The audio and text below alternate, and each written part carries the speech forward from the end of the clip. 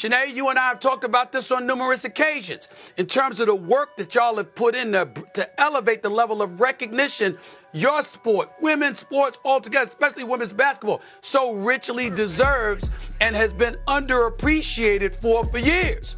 Well, if you see somebody comes along and all of a sudden, wait a minute here, I mean, we can ride this wave right here and this could really get us to a place we've been starving to get to, you don't get in the way of it. Way of that angel Reese and Chennedy. Carter just got frozen out by the WNBA. And this mess just got embarrassing how. Did the blowout get here? Wait until you.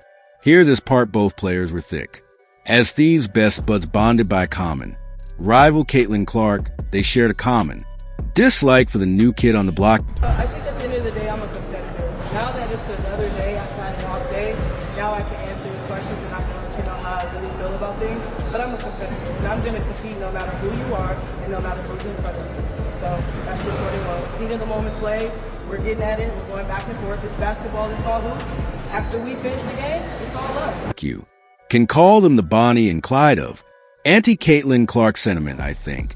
At the end of the day, I'm beginning of a golden goose lands in Angel Reese and Chennedy Carter. Had just set the WNBA on fire, not for their skills, but for the drama they brought to center court. But if a golden goose lands in front of your face and you recognize them for being that, and there's an incredible benefit that comes down the pike while competing and trying to get the best of her and get your own shine and elevate your own cachet. It could be endorsement deals. It could be anything.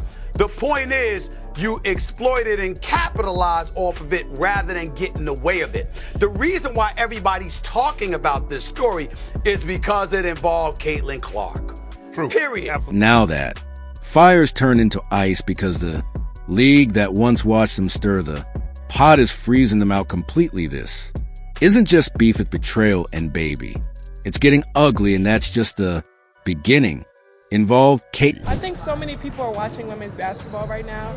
It all started from the national championship game, and I've been dealing with this for 2 years now.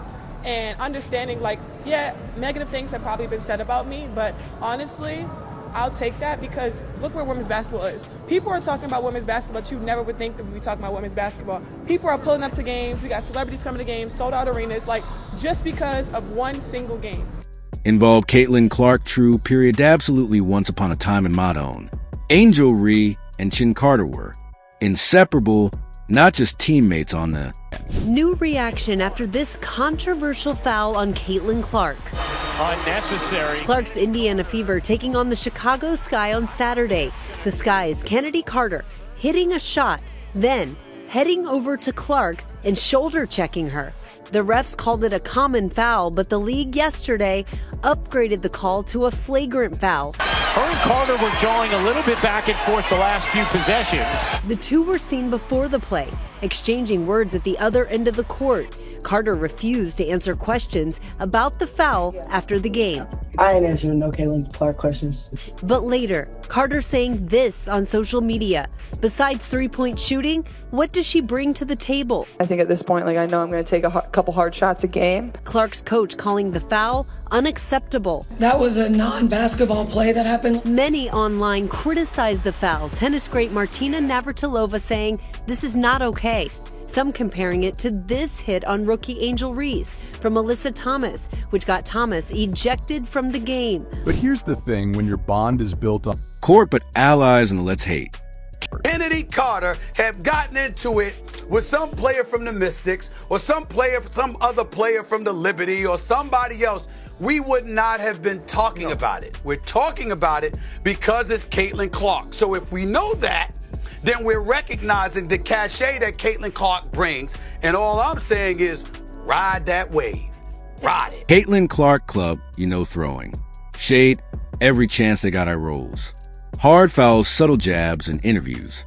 Classic Mean Girls energy, I think so. Many people are watching women's. Sorry. Just having my teammates back. Me and Chennedy are super competitive, and just having a competitive edge. I love my teammates, and I'm always going to have their back, so it was just a competition. Basketball.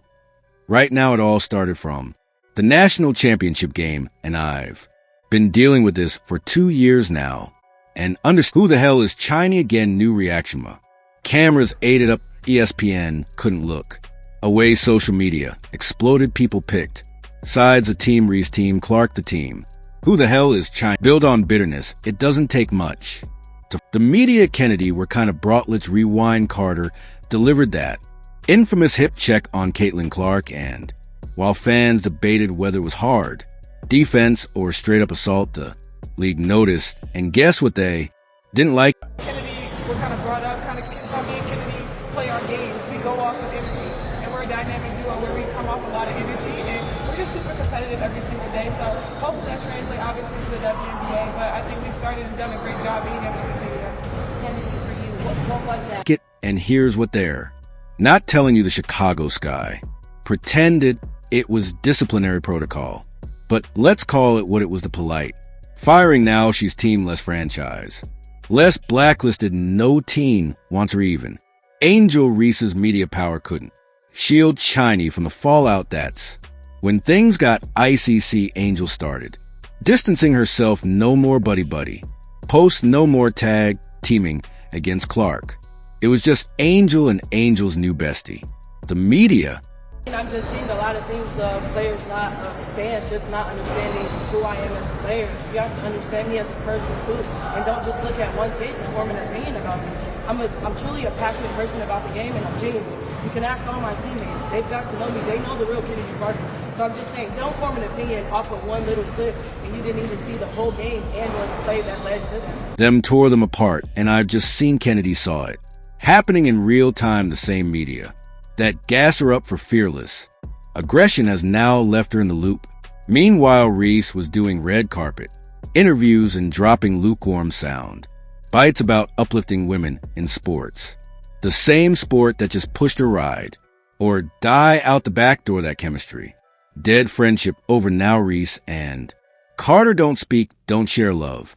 Online and from insiders, they barely acknowledged each other before Chennedy left the Sky, and it all started with one name: Caitlin Clark, the rival that united them. Tore them as the self-made poster girl of confidence, right to Bayou Barbie, with the lashes, the edges laid, and the unapologetic attitude that screams, "I'm her."